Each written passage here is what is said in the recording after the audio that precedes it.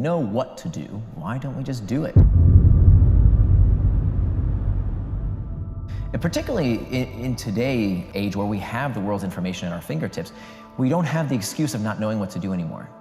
Who doesn't know basically how to lose weight? Who doesn't know that if you want to have better relationships with people, you have to be fully present with them? Who doesn't know that if you want to do better at your job, you have to do the work, especially the hard stuff that other people don't want to do? We know these things. So there's no excuse anymore to say, well, I just didn't know how. What we're lacking is the ability to follow through. We're lacking the ability to avoid distraction. Getting ahead in life is not just about doing the right things. It's about avoiding not doing the wrong things. And that's what becoming indistractable is all about. It's about whatever it is that you say is important to you in your life, how do you make sure you do those things? So let's start with defining what we mean by distraction. So the best way to understand what distraction is to understand what it is not. So the opposite of distraction is not focus. The opposite of distraction is traction. They both come from the same Latin root, meaning trahare, which means to pull. Traction is any action that pulls you towards what you want to do, things that you do with intent. The opposite of traction is distraction, anything that pulls you away from something that you plan to do, something that you are not doing with intent. So this is super important for two reasons. One, I think it frees us from this moral hierarchy that what you do with your time, that's frivolous.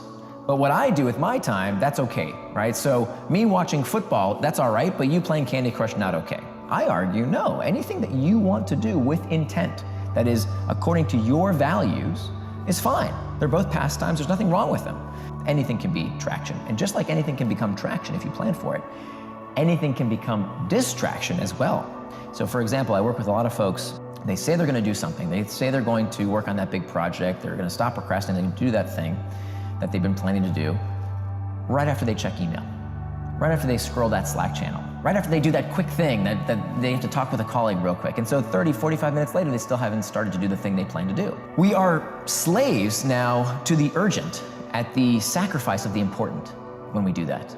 In today's age where technology is so pervasive and so persuasive, I mean, it is designed to be persuasive and we want it to be persuasive, we want products to be engaging, then it's easier than ever to get distracted. So we've got traction, we've got distraction. We have two things that move us towards traction and distraction. We have what's called an external trigger or an internal trigger. External trigger is what kind of everybody blames on distraction, right? It's the pings, the dings, the rings, anything in your environment that prompts you towards traction or distraction. Now, they're not inherently bad. These tools are not somehow evil.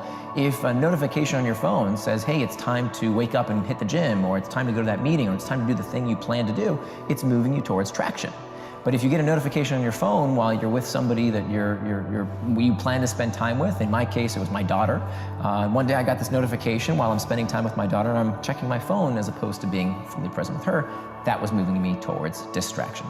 So those are the external triggers, but it turns out, even though we love to blame those things, we think that that is the root cause of the problem. In fact, the psychology of distraction goes much, much deeper. That most distraction, it turns out, is not spurred by the external triggers at all. Most distraction does not start outside of us, but rather starts from within. That the root cause of why we become distracted is because we feel these internal triggers, these uncomfortable emotional states that we seek to escape. Neurologically speaking, we only do things for one reason, and that is to avoid discomfort.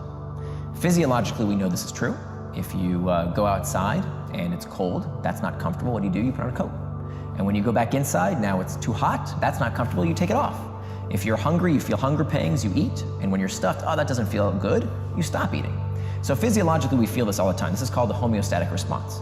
The same rules apply with psychological sensations, not just with physiological sensations. So when you're feeling lonely, check Facebook. When you're uncertain, you Google. When you're bored, check the news, check sports scores, check Reddit, Pinterest, whatever.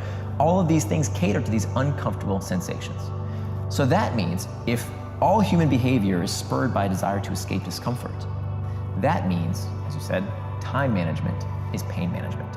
And so this is why it is the most important first step, that with all the ways you can, life hack yourself and all of the guru's technique du jour, fundamentally, if we don't deal with this fact that we are trying to escape an uncomfortable sensation when we become distracted, if we don't understand it and learn new methods to cope with that discomfort, we're always going to be distracted by one thing or another.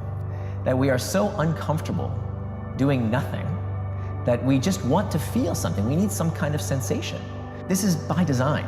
I think one of the things that bothers me, by some self-help experts, is that they kind of preach this gospel that somehow if you're not happy all the time, if you're not satisfied with your life, somehow something's wrong with you. And it turns out that evolutionarily speaking, nothing could be further from the truth. That our species is designed to be perpetually perturbed, right? We have this instinct of feeling bored to prod us to go do something, to go search, to find better resources, to improve our lot in life. And that's not necessarily a bad thing. That we can harness that, right? This is the same impulse that helps us develop life-changing medicine, helps us invent new things, helps us shoot for the moon.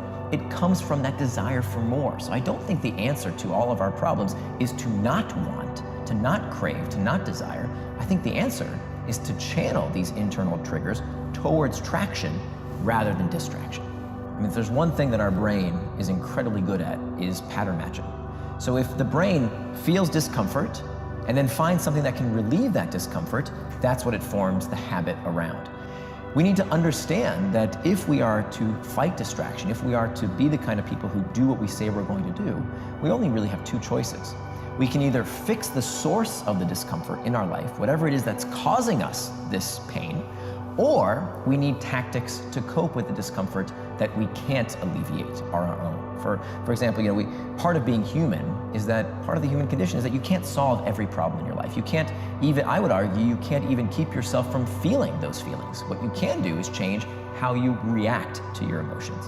And so that's the really important part, is either fixing the source of the problem where you can, or learning tactics to cope with that discomfort in a healthier manner. One of the things that people do that doesn't work is strict abstinence. Now, strict abstinence is when you tell yourself, I am not going to do that thing. And it turns out that strict abstinence, for many behaviors, backfires, particularly behaviors that are very difficult to avoid completely. How do you abstain from food if you're on a diet? We have to eat. How do you abstain from technology these days? I mean, it's imperative to do our jobs. We can't just say, stop using email for 30 days, you'll lose your job, you'll get fired.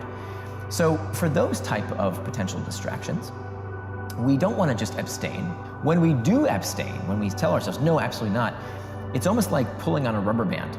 That when you pull on a rubber band and you stretch it, and you let go, it doesn't just go back to where you started, it ricochets even further. And that's what happens when we employ strict abstinence. We tell ourselves, don't do it, don't do it, don't do it, don't do it. Okay, fine, I'll give in. And that sensation of relieving the discomfort of telling yourself not to is itself pleasurable. This is a big reason why smokers get addicted to cigarettes. Smokers, when they are mindful about the experience of smoking, they actually rate it as not pleasurable. It's stinky, it's not very pleasurable. There's nothing inherently pleasurable. Nicotine does make you feel a certain way, but many smokers don't actually report it makes them feel good, it just makes them feel something. What gets them to keep smoking is not only the physiological effects of the nicotine, what more so gets them addicted is telling themselves, don't do it, don't do it, don't do it. Finally, I smoke, and now I'm relieved of the discomfort of having to tell myself, don't do it. So strict abstinence oftentimes backfires. You can give in to any distraction, whether that distraction is checking email when you want to work on a big project, whether that you're tempted to Google something or eat that piece of chocolate cake you don't want to have. You can give in to that distraction in 10 minutes. 10 minutes of doing what psychologists call surfing the urge.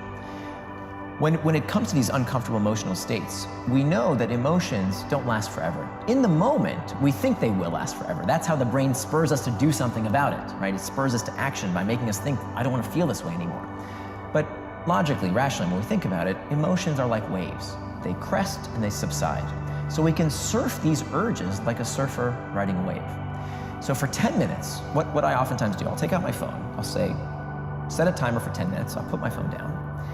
And my job for those 10 minutes is to simply reflect on that sensation and talk to myself the way I would talk to a good friend, with self-compassion. So what many people do when they tell themselves no, when they try and not get distracted, they fit into two buckets, the blamers or the shamers. The blamers say, oh, it's my phone that got me distracted. It's Facebook, it's YouTube, it's Slacks. That thing got me distracted. The shamers, this is the category I used to fall into, say there's something wrong with me. Maybe I'm not cut out for this job. I'm lazy, I have a short attention span. There's something wrong with me, right? And we shame ourselves. And of course, that's not helpful either, because where does this shame spiral lead? it causes more internal triggers, which makes us even more likely to seek a distraction to escape that uncomfortable emotional state. Yeah. So how do you diffuse it? You